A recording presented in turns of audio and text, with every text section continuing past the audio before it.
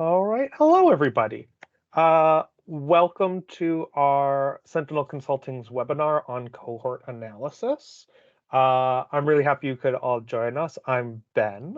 I'm going to be running us through kind of some basics on what cohort analysis is, how to do a kind of like more simple version of it without using any code, and then kind of diving into what some of the more complicated, fun things you can do with it there is. Uh, I'm going to give us just a couple minutes to let a few more people join in. Uh, but feel free to shoot hi to everybody in the chat. Let them know what you're here hoping to learn, and we will get started very soon.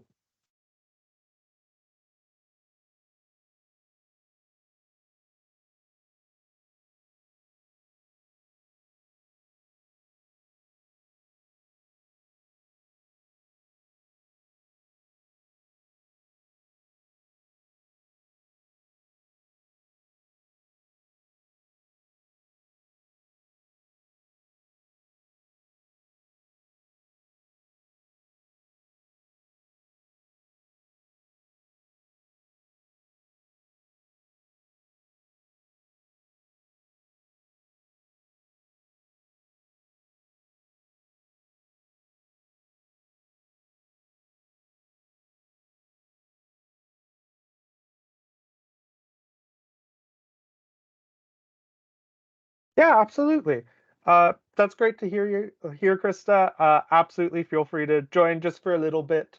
And after this is finished, you will all receive a recording emailed to you so that you're able to go through after and just kind of pick up any of the finer details.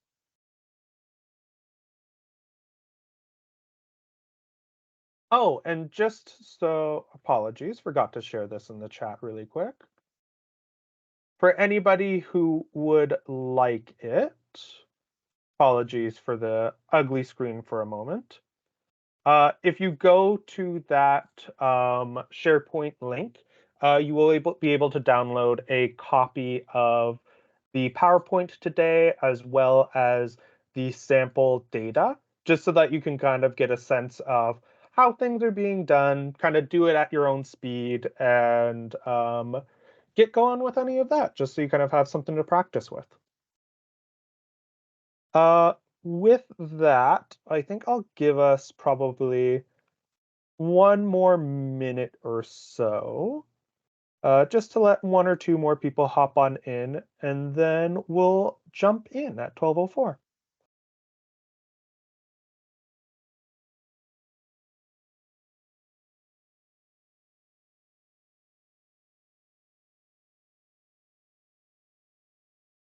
All right, so like I was saying, for anybody who just joined, welcome. Thank you for joining Sentinel Consulting and me, Ben, for a wonderful presentation on cohort analysis and just kind of a brief overview of what it is, what it can do for you, and how you can do it without any coding knowledge required. So the first thing I want to touch on is just kind of like the big thing about this is that we're trying to make historic data consumable and be able to leverage it to find important patterns that we can use in our everyday fundraising. So our agenda today, I'm just going to do quick introductions just so you know who I am, what Sentinel Consulting is all about if you haven't had the opportunity to talk with us or meet us at trade shows before. Touch on why cohort analysis is the thing that I'm talking about today, like what its purpose is. Get into defining how we make cohorts, how we can start to read the patterns that we see between them. Talk about how it's used in kind of like your day-to-day, well, more so year-to-year planning. What sort of data you need to start. And then we're going to hop into the demo where I'll briefly show you how to kind of like do things yourself if you don't have any kind of coding background. And once we have a sense of that, we'll get into some of the more advanced options and more advanced things that you can do with cohort analysis, and then open everything up to audience questions. Uh, Also, I should note, feel free to ask any questions during the meeting. Just post it in chat. My colleagues Lucy and Frankie are here helping out, so thank you so much, you two. And they'll flag any questions that pop up for me, just so I can answer them on the fly and kind of make sure that you're getting everything you can out of this. But without further ado, I am Ben Draskovic. I am our nonprofit data consultant, kind of focusing on how we can make the most out of the data you and your organizations have with the least time least time input as possible. So that's my email and LinkedIn if you want to reach out to me and ask any questions about the session going forward. And just to kind of touch on what Sentinel Consulting is and what we do. So a brief list of our kind of services here are we do custom report building, database analysis and cleaning, operational training, database transitions. We document best practices just to kind of like help you insulate against all the transitions that always happen, and then do database management. And all of that can kind of get summed up in the quick saying that we like to say here is we help you kind of get the most out of your operations and make those as efficient as possible so you can focus on what really matters, which is your mission and making sure that you're able to have as much impact as possible as nonprofits. But without further ado, cohort analysis. Why are we talking about this? Why should we use this? What's the benefit to me? First thing I just want to talk about is that it's the industry standard for a reason. It really gives you a full view of your client, or in our case, donor life cycles, so that you can see when they were acquired, how are they being retained over the years, and like what sort of impact are they having in our organizations, either in terms of like donations or volunteer hours. Another big thing to talk about is it takes data you already have to create this picture for you and to give you these insights into donor acquisition and retention, so that you're not having to like go to like these external data sources or anything like that. You're using everything that you already have in your system and you can build out from there. And the big thing is it lets you dig deeper than your overall trends. I think we've all kind of gotten those reports on your overall retention rates. You get that large percentage number and you can track it with a line going up and down over the years. But that's not the most intuitive lens to look at it with, just because that's kind of like all of your donors at once. And it doesn't really let you segment or delineate and look deeper into what is actually going on in there. And like I was mentioning, the nice thing about cohort analysis is it's flexible. While it's mainly used for retention, it can be used to track lifetime giving, volunteer hours, and a lot of different things that really kind of let you capture, in essence, what your donor life cycles are looking at across the segments that are important to you. But without further ado, let's start defining our terms here. So what is a cohort? A cohort is basically just a group that is important for you to track. That's not super useful, so let's get a bit deeper in than that. The main type of cohort that you're going to see used in these type of analysis are acquisition cohorts. So that's basically when somebody walks in the door and starts giving to your organization or becomes a part of your organization, they are grouped into a cohort so that they can be compared against the other people who joined at the same time. The important things for these cohorts is that you don't want them changing over time. So they're kind of like constituency codes in that way. And you want them to be distinct. So a great example is first gift date, because you're only ever going to have one first gift date, or alumni class, because you're only going to have ever one primary class of, and you can't be a primary alumni for 2015 and 2017. The kind of next step down from these larger acquisition cohorts where we kind of capture everybody is behavioral cohorts. These are kind of like your subsets that are used to explain your overall. So within an acquisition cohort, or say, for example, within people who donated in between January and April in 2020, we can look at, looking at this cohort, what was the first appeal they replied to? Can we see any differences in trends based on that? Or if we're looking at something like alumni, what faculty are they from? Are we seeing any kind of trends in what faculties are responding to us more than others?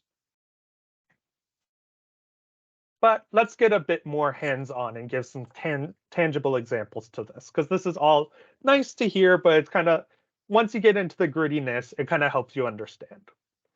So to the left, you'll see an example of kind of like cohorts that you could build out that I've built out for the example that we're going to be using.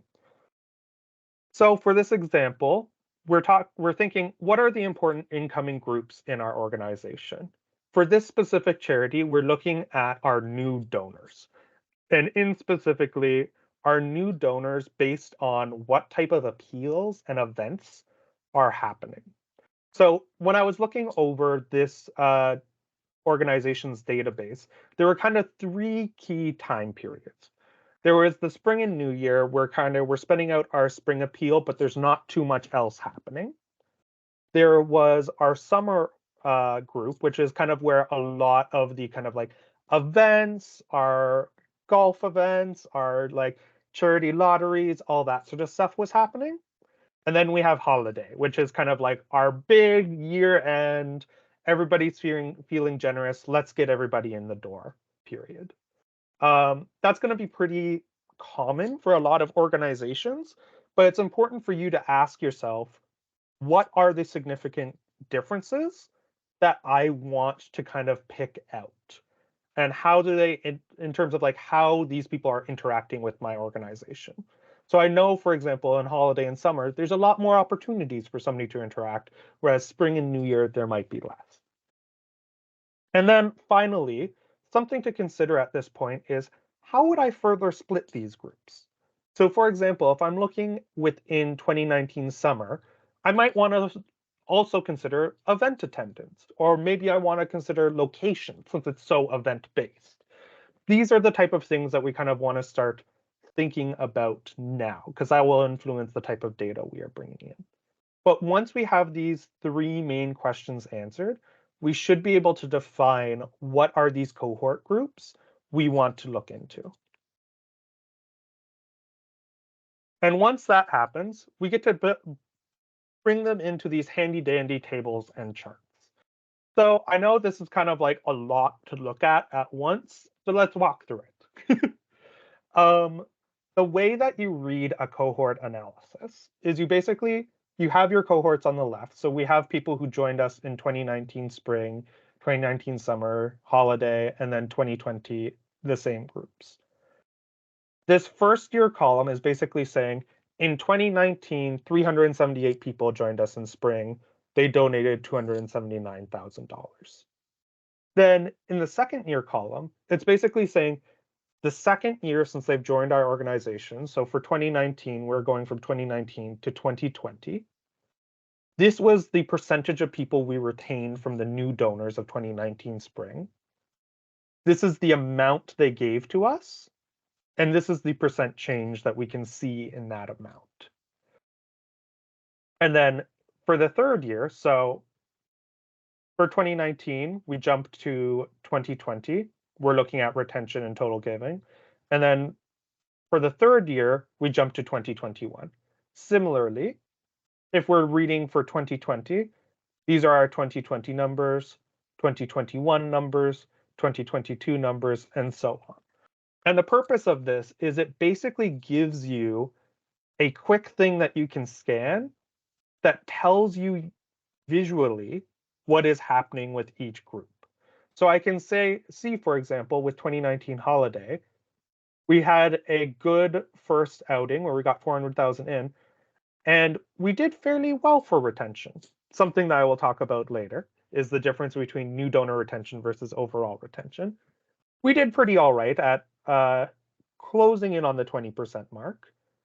But in particularly, we did fantastic in terms of keeping the total amount given, actually increasing the amount given we got from 2019 to 2020.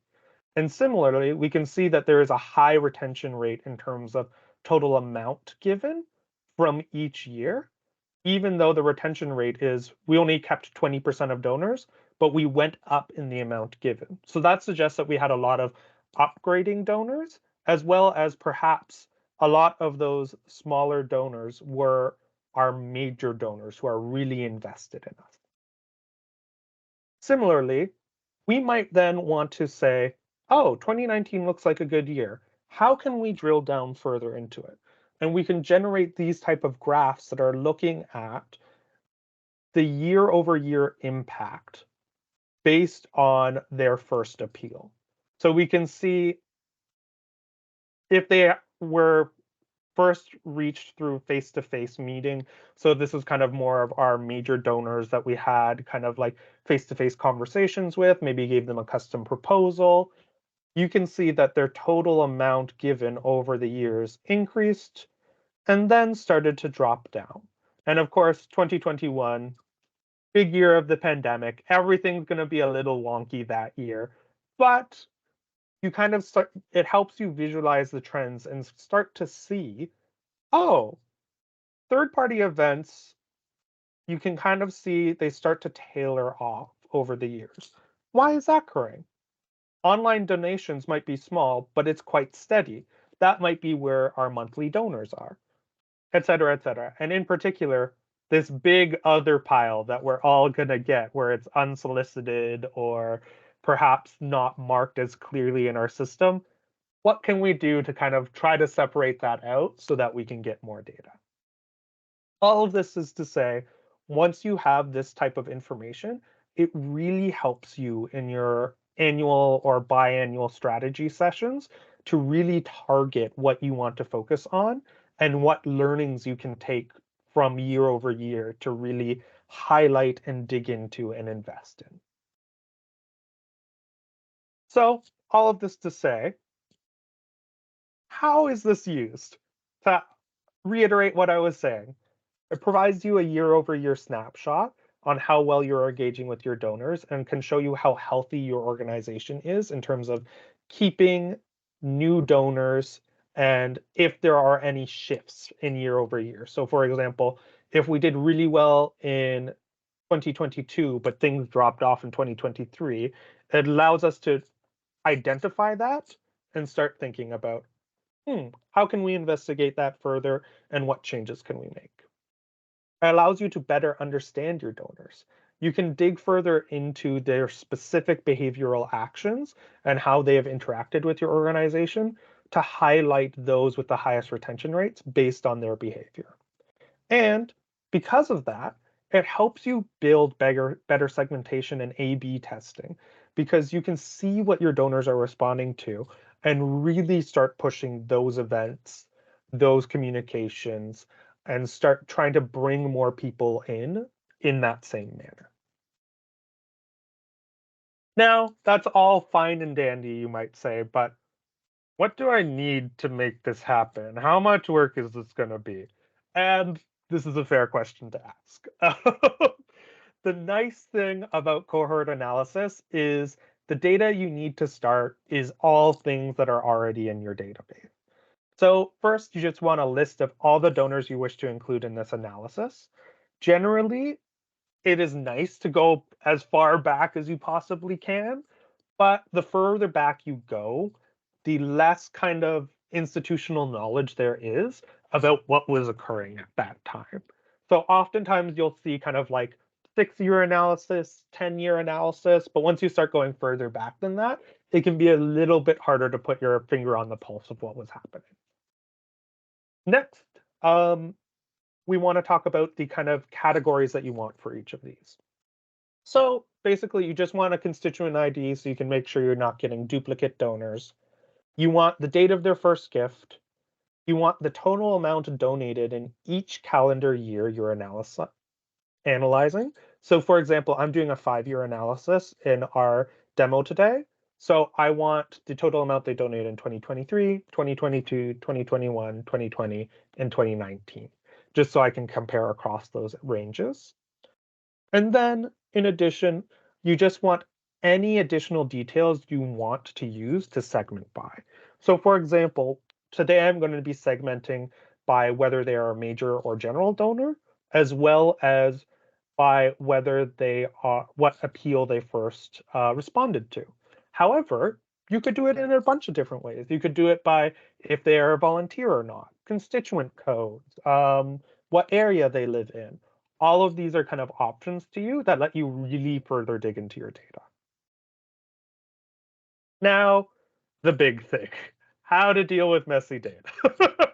I think we've all looked at our CRMs before, or our databases, and felt like it is just a collection of post-it notes that people have just been continually adding to over the years, and there is no organization. Unfortunately, there's not too much you can do there.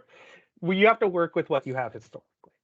Um, the best thing you can do is set up standards to help with comparisons in the future, and perhaps go back to standardize old table values. So for example, like you could consolidate all of the different events under appeal type event. And then that'll let you pull those appeal type fields and then do some comparisons across that. Just because, event names are always changing over the years, and it gets a little bit messy when you're trying to compare Ben's walkathon versus Lucy's ride to end cancer versus Frankie's birthday party. That can all get messy. It can be helpful to kind of just try to standardize as much as you can. And then, of course, I know we all have that moment where we get a gift and we have no idea where it's from, and we just want to drop it in the unsolicited bucket so that we don't have to worry about it. Finding ways to help code those unsolicited donations can be so helpful, even if it's just what category they've arrived from, whether it's online or direct mail or those sorts of things, can be really helpful in doing these type of data analysis and data comparisons further down the line. So I always recommend do your best to leverage that, even though I know it's never going to be perfect. And we should really admit, no matter what we do, it's not going to be perfect. But yes, with that, I am about to hop into the demo. I just wanted to open up quickly. Are there any kind of big questions anybody has before we kind of hop in and start getting our hands dirty?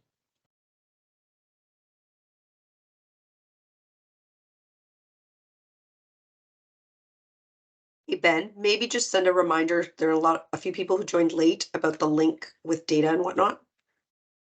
Yeah, absolutely. So if you were joining late, let me repost this link for you. So if you open up that SharePoint link, you'll be able to find the data file that I'm going to be running using for the demo, just so you can kind of follow along yourself or do it later on yourself when you want to kind of like practice, get a handle on things. As well, you'll find this slide deck, so you can always come back and refer to the slides if you ever have any questions. But yeah, without further ado, let's hop into it. So, like I was talking about earlier, the type of data that we want to pull is basically we want our constituent ID, we want our initial gift date, if that's what we're using to create the cohort. Obviously, if we're doing class of or perhaps some other version of acquisition cohort, uh, this is basically just whatever that variable is for you. So initial gift date, class of, other. And then we want all of our totals. So 2023, 2022, 2021, et cetera, for all the different years that you're analyzing. In addition, you might add some additional fields like we were talking about, like lifetime total, solicitor, constituency, first gift appeal, or major donor. But all of this is to say, once you have this data file, there's a couple things that we can do without coding to generate a kind of more basic cohort analysis that is going to give you your basic cohorts and the retention within those cohorts. I cheated a little bit here just so that we kind of have all of the information we need and used a bit of code. But if you wanted to do no code, all you have to do is split out your initial gift date into year and month, just so it's a bit easier to sort. Uh, you can do this using the left function, or oops, sorry, apologies. For this one, it would be right function to basically take the right 4 digits of this so that you can now sort by 2019, or take the first 2 digits and then you just have to clean up so that you'll get 12, 10, 9 slash, and then you'll just have to clean that a little bit using Control F and basically selecting the area and then using replace to remove any slashes that might be in there. I've already done this, so we're all good. But once we have it organized like this, what we're able to do is use the sort feature within Excel to do a custom sort. So we'll select custom sort, make sure that it knows that my data has headers. And we're going to do first initial gift year, smallest to largest. And then we're going to add a level and do initial gift month, smallest to largest as well. What that will then give us is basically all of our January gifts, February, March, April, etc., etc. So for my cohorts, I decided that anybody within the first 5 months of the year would be considered kind of our spring to new year period. The 3 months during the summer would be our summer period when all of our events are occurring. And then the 4 months at the end in winter are going to be when kind of like all of our holiday events and our holiday appeals are occurring. So what we are going to do here is basically, if I removed all of this information, I'm just going to scroll down to where 2019 5 stops. And I'm just going to add a couple of blank rows in here. Then from there, I can go to the top. I can type in 2019 spring / new year. And then if I hit Control down, I'm going to go down to the bottom of this little section that I've created. And I can use Control Shift up arrow and then Control D to drag all of those values down so that I've basically now generated this cohort, and I know for our constituents in 2019 from the 1st to 5th month, they're all in 2019 spring and new year. And now from here, it's easy enough for me to just generate totals. So for our 2019 donation totals, actually here, let me quickly freeze this top row for us, just so it's a bit easier for you to see while I'm scrolling down and around. For each of these donation totals, I'm going to want the sum of all of these values so that I know the total donated by this cohort in their first year, which is 2019. And then I'm going to want to count the number of donations in here that are not 0. So there is a little bit of coding in here, but it is quite simple. We're going to put in count if. We're going to select the exact same range that we used in our sum. And then all we have to put in is this handy dandy formula, which is basically quotation mark, greater than 0, quotation mark. And then we just close that bracket so that we have equals count if the range we care about, comma, greater than 0 in quotation marks. And that will give you your total number of people donated. Right now it's formatted as money, so let's change that really quick. So that now we can see that we have a total of 279,000 donated, and there were 378 donors. And all we have to do is take that and go over into our little chart here and plug those numbers in. So that for our first year given, we know, oops, apologies, forgot that I was copying a formula there. So we will right click and paste the value. And then paste this value. And now we know we had 378 donors who gave us $279,000.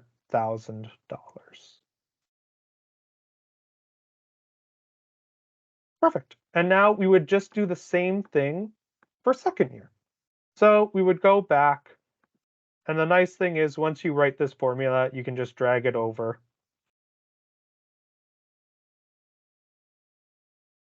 Like that, and it'll auto-populate for you. How I did that was I just went down till I got this little plus mark and then dragged that over.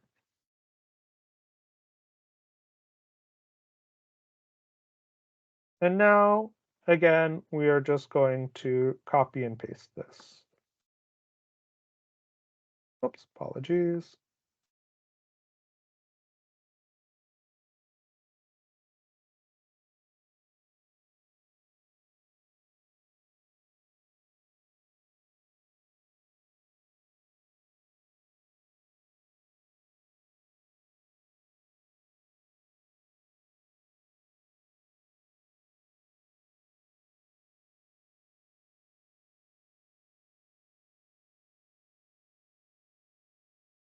And you get the idea.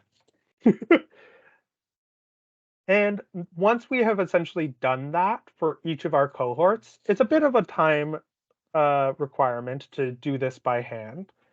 But by essentially just splitting up our cohorts through sorting and adding rows, and then doing some quick sum and count calculations, we're able to create this timeline of what they were doing in their first year, how much they gave, and whether they stuck around in the second year or the third year or the fourth year since they first gave to our organization, and what they've been doing in terms of the amount they've given and all those sorts of things. Generally, what you're expecting to see is big first number and then slowly fall off. This is a bit more of a fall off than we were expecting, but to talk about that, let's look at what this table would look like when it's completed and tidied up. So I've essentially taken these values and kept the total amount and the number of donors. But in the next years, just so it's a bit more legible and I don't have to think, is 25 of 378 good? Just turned that into a retention percentage. So we can see, okay, we kept 6% of 378. We went from 279 to 258, which means we had a percentage change of only dropping about 7%, which is really not bad. Something I think all of us who have worked in this sector for a while are seeing and cringing at are these retention numbers. Because we've all heard like we want to be in that 30 to 40% range. And that is still true. However, overall retention versus new donor retention are two different figures. Not to say that we aren't shooting for, say, high 20s in new donor retention, and we don't want to hit those numbers.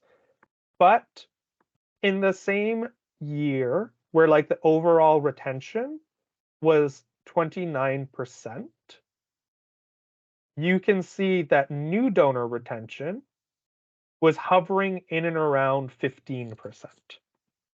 So what that means is basically while we retained 15% of our new donors or less in some cases, we were maintaining and keeping a lot of our consistent donors.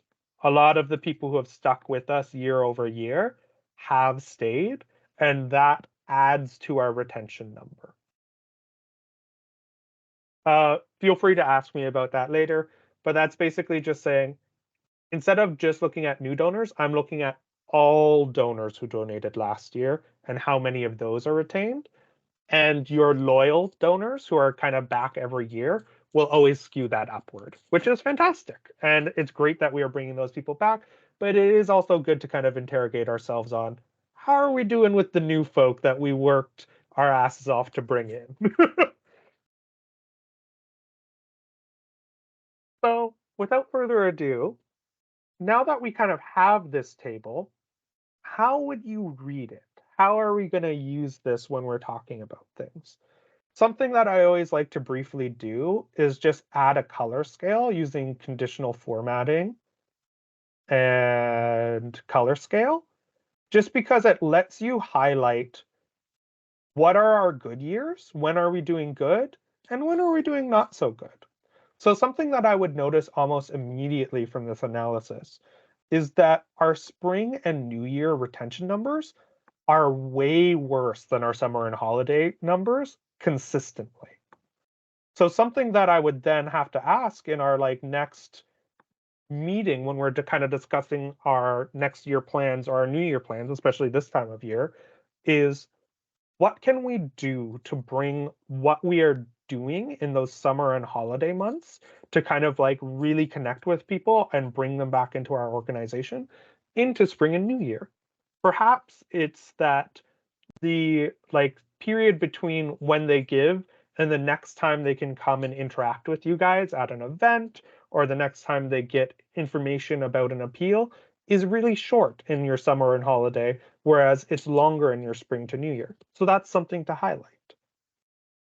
Something else that I would notice, which I had mentioned in a previous slide, is that while our retention rates are kind of middling good to bad in 2019, our percentage change in terms of the amount donated is doing quite fantastic. We actually increased in the amount donated in our 2019 holiday, and our spring and New Year's appeals, we only dropped off 7%. That is a very interesting thing to note and warrants some more investigation. So let's talk about how I would dive deeper into this type of data. Looking into kind of that type of thing where I'm seeing not a high retention, but really high carryover in terms of total amount given, that raises some flags to me that, oh, we might be looking at major donors. And when I split out kind of what we are looking at here, that is in fact what we see.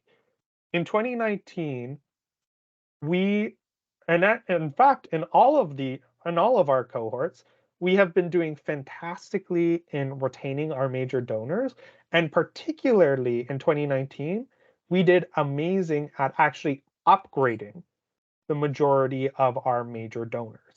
And that's kind of what is causing that uptick that we see here.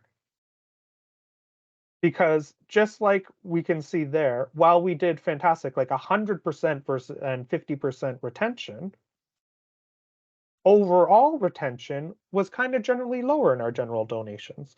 And we saw kind of a similar drop off that we see in other years in the amount donated. So this really highlights how well our major donors division is doing at this organization and how we can highlight and celebrate that, as well as start to think about, what can we try to bring from that experience over to our general donors? In addition, it kind of lets us break down and see in terms of total given, how much are our major donors giving and how much are our general donors giving? And then if we even wanted to, we could add more like bars to this, looking not just at their first year of donation, but their second year and third year, and kind of get that view of how things are shifting over time again. Similarly, something that I might look at here is just look at 2019 and say, wow, we did good this year, right? We had some of our highest retention. We had great percentage change. When we hit the kind of big year here where we hit our 2021, which is kind of like first big year of the pandemic, first big year of all of that hitting, we were still retaining donors and we were increasing the amount we were getting given by these donors. And that is fantastic. So let's dig into how did we get these donors in 2019 and what might be happening there. One way to do that is splitting it out by appeal. And what this lets you do is basically highlight a specific area of the cohorts that you want to look at and really dig down into, okay, for our face-to-face appeals, when we sat down, had a meeting with them, and created a personalized customization, how did they do? Versus when we're looking at our third-party events, how did they do? Tribute, online, internal. And this all gives you some really juicy insights into, for example, seeing that once we get a matching gift organization, they stick with us. Like, while the first three in spring stuck with us for a good 3 years, our summer and holidays, the majority of them are still with us for 4 years, and some of them are still with us for 5 years since we first set up that matching gift. Similarly, in our holiday online donations, we can see that we do a fantastic job at retaining them year over year. We got a 26% number on new donors here. And even in the third and fourth year, we're still getting 20% of donors coming back to us based on that first year number, which is fantastic. So it's again thinking about like, okay, what are the insights we can draw from this? And how will this influence our planning going forward? And similarly, it kind of like I always find it helpful to visualize. This is that type of table that gives you that visual of not only how are we doing in terms of retention, like is the width staying the same or growing, but how much of the pie are we talking about here? Because while our online donors are fantastic, are an important part, if we only have so much resources to go around, we can see that while they're very impressive in retention, our face-to-face is giving us our biggest bang for our buck. So if we can try to keep that retention just as high or work on that, we'll be doing gangbusters. Um, Hi Ben, I have a question here from Cassidy. yeah, absolutely. She said, with this deeper appeal-based analysis, could the same person belong to more than one cohort if they give several different appeals?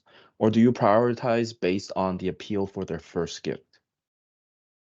Fantastic. That's a fantastic question, Cassie. Thank you. Or sorry, Cassidy. Uh, I personally did it by first appeal donation, just so that they're not overlapping, like you were referring to. And it also kind of gives you that sense of what was their first foot in the door, right? Like, even if we were fantastic at following up, it kind of gives you a sense of things. If their first foot in the door was third party, then the follow up to that third party is why they started growing. And that kind of like lets you know, maybe I should be looking more into what we are doing there.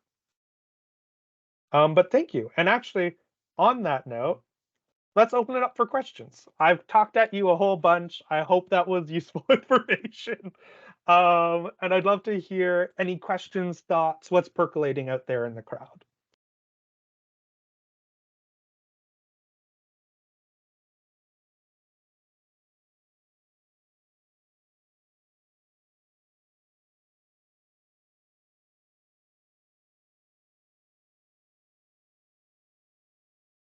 Hold on, Ben. I had someone email me something. Mm. So what By the is way, the thank you to Lucy for powering through and joining us, even though she's feeling under the weather. I really appreciate it.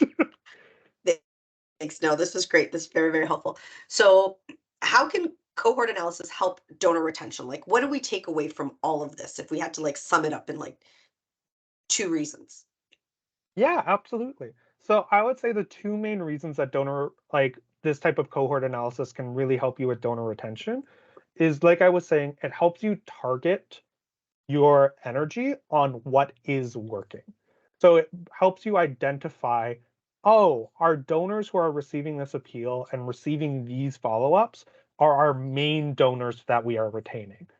So how do we implement that process either across the year or focus even more on that to get even more people into that stream that's working so well for us?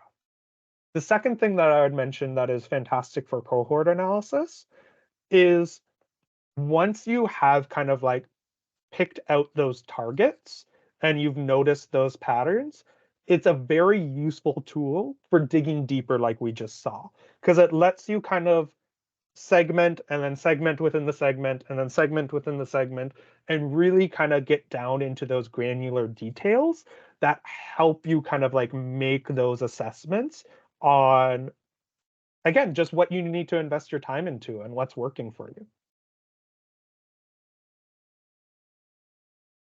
Thanks for passing that on, Lucy. One last question is Mhm. there's a lot of formulas you put out there and how can I follow along in a slower pace? And I responded by saying everyone's getting a copy of the recording so you can sort of pause where you need to. But Ben, are those formulas in the documentation you're giving them? That was more of my question, a follow-up question. Yeah, absolutely. Actually, that's a great idea. Let me add that into the documentation I have provided to you. And in addition, um, feel free to reach out to me. A lot of these kind of like quick workarounds are quite easy to build out. When we're looking at kind of like the more advanced tables, like kind of like being able to split into like these different filtered categories, that's a bit more of advanced formulas, so we might have to have a bit more of a conversation there. But especially for that kind of like first like overview cohort analysis where you're just looking at your acquisition cohorts, happy to provide those formulas to anybody who asks, and they will be added to our lovely document that everybody's downloading. I have a question here from Mark. He Mhm. asked, would adding more fields such as gift type or pay method make it harder to see trends and or effectiveness? Yes, that's a fantastic question, Mark. So the answer with which is the answer in a lot of data analytics, unfortunately, is kind of, but sort of maybe. It's really hard to tell what is correlation versus causation. So, for example, when I look at this cohort analysis again, we can see in summer 2021 and in summer, spring, new year, we have this massive uptick in total given, and then this huge drop off in retention. And I know from context that that is because that's probably when a bunch of government funding went out for the pandemic and for COVID-19. And that's probably why we're seeing that huge uptick because this was a charity that was working in the health sector. Um, but without that context, it's a bit harder, and you might end up seeing patterns that don't really mean as much. So I would say, to answer your question more directly, Mark, sorry, I just went off on a bit of a rant there. Uh, I would say it is always useful to add different ways that you can split up your analysis and look into things further. But it's always important to kind of like question the patterns you are seeing and think like, if somebody's giving me a cash gift versus a credit gift, is that as big of a difference as if they are direct mail versus online? Because like one way is kind of like how you found us and how you're communicating with us, whereas one of them is more so just what is your preferred payment method, which still provides this important information. I'm not trying to like downplay that, but might be less informative in terms of like campaign design or those sorts of topics. Ben, I have a question here. So they wanted to know, how like for example, usually with the cohort analysis, you want to include um, all of the different types of revenue streams that you include to receive. But are there certain revenue streams that you might want to not include because they're very difficult to monitor? Like, for example, um, donations that come in from third-party platforms, or things like foundations and grants, or donations that are not consistent, such as like planned giving or leaving gifts in will, etc. If you Yeah, have any. absolutely. That's a fantastic question. I think one of the ones that you've hit the nail on the head with is you might not want to include planned giving in this type of analysis. While it is theoretically useful to see if like once you have that first contact with somebody, if like you know, like once they've like said I want to create a planned gift, if they start giving like from then on. But like again, once you've kind of received that planned gift, that's kind of unfortunately the end of your experience with that donor and their experience. Um, so it's not as well suited to kind of this life cycle analysis approach. Um, Outside of that, I would say most donor streams are worth in like most donation streams are worth including in this. One that you might want to section off, just because whenever you're talking retention rates, it's always helpful to section off, is kind of like your monthly donors versus your one-time slash pledge donors. Just because like your monthly donors are kind of like you're aiming for a different retention rate with your monthly donors than you are with any other type of donor, right? Because those donations are your automatic donations, they're coming in every year, you're doing good. Whereas your standard donations, you kind of like people have to think of you and remember you and then come back to you. Yeah, I hope that answers your question. Ben, I have one last question here. They Mhm. said they are a relatively new organization, so they don't have a lot of historical data on Mhm. donations, etc. But they still want to kind of start looking into cohort analysis. So they wanted to know what is a good time for them to start? I would honestly say start now and just let it keep building out. Like even if you only got like say this portion of the table here, right? Where you're only seeing like 2021 second year, third year, 2022 second year, and then what you got in 2023. Even just having that information can be super useful because it really gives you even just kind of like the slightest bit of insight and warning into like what could be coming up, what you're doing good on, and again, lets you do those type of like deep dives like we were seeing in like digging deeper 1 and 2. Um, but yeah, and I would say honestly, the big thing if you're starting out with this like any type of data analysis is if you're starting fresh, now is the time to set up your standards in terms of what do we want to be measuring and how can we make it as consistent across the years as possible. Just so that we kind of stay like events will be called events in your donor database, whether it's 2021 or 2023 or 2024. And you're not going to have to do all of the kind of like code table merging of it's called events there, but it's called outside parties there, or it's called runs there. It's called just kind of like trying to keep it as consistent as possible just makes the whole thing easier down the line.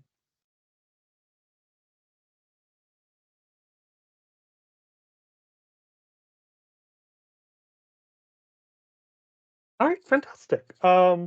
Unless we have any other questions, I've been Ben. Thank you so much for joining us.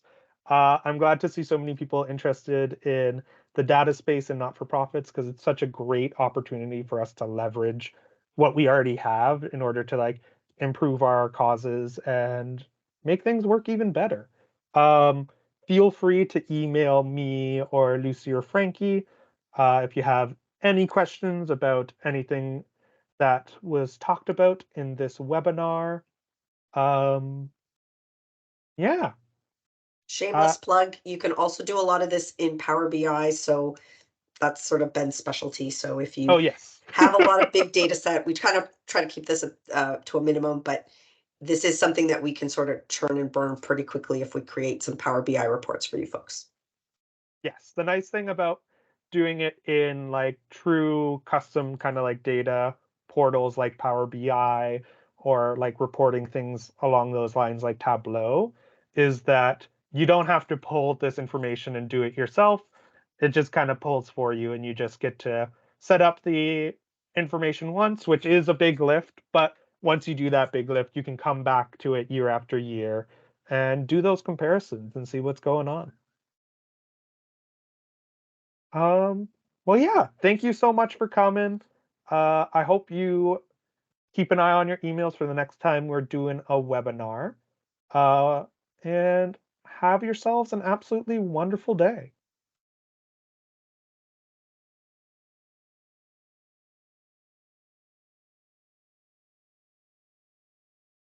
All right, bye now, everyone.